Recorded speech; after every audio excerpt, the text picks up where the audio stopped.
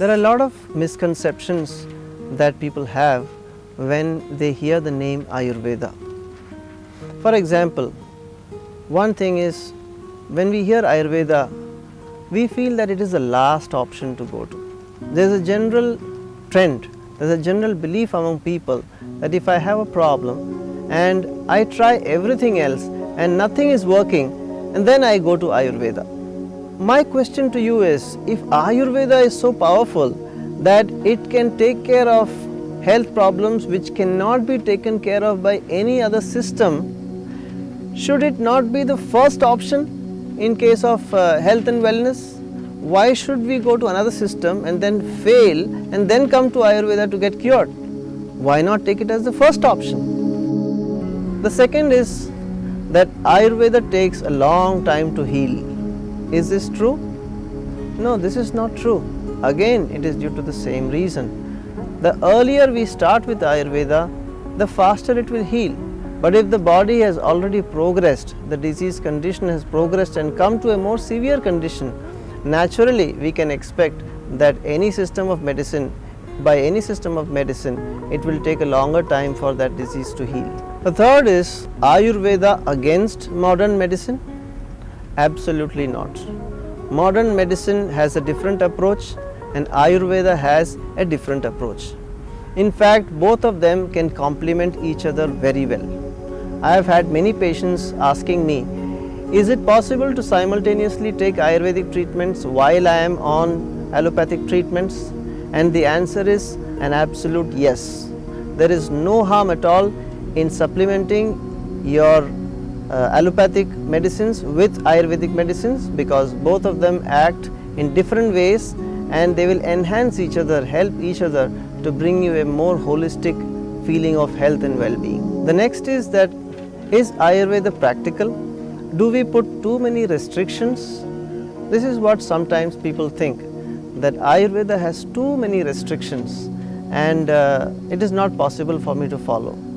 Now, if we want a system which will not put any restriction upon us or which will not tell us to avoid the thing that is actually causing our disease, that is not a very right thing.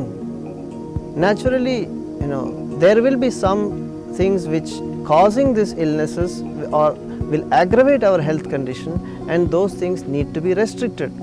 These are not actually restrictions, these are actually regulative principles of freedom which actually free us from this suffering and illness.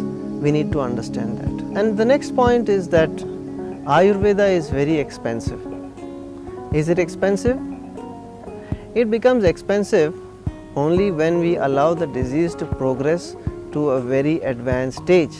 And that is exactly what we are trying to do here, to reduce the expense of Ayurveda by bringing in the preventive aspect of healing. In fact, the preventive methods of Ayurveda are so simple, so inexpensive, so practical.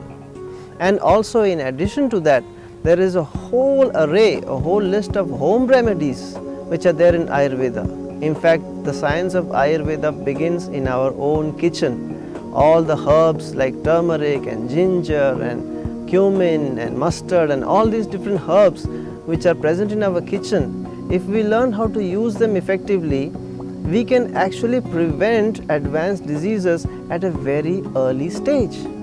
So that becomes very, very inexpensive. So the preventive aspect of Ayurveda is not expensive at all.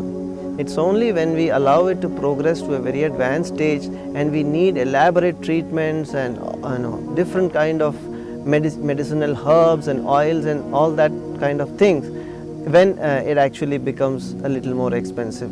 And is that not true with modern medicine as well? If I need to go in for a heart surgery, if I need to go in for a knee replacement, that's also very expensive. So that is because the stage of the disease has gone beyond the simple initial stage to a more complicated stage. And the last point about Ayurveda, about the myths of Ayurveda, is that Ayurveda is very complicated and difficult to understand. My dear friend, let me tell you that there is nothing more simple and easy and natural as Ayurveda. It's not about the Sanskrit words or the Sanskrit jargons. It's all about understanding the simple concepts. like what is hot, what is cold, what is wet, what is dry, what is heavy, what is light. Understanding these simple things and being able to make our choices to balance those things in our life. That is the simplest way by which we can ever think of achieving complete optimal health and wellness in our life.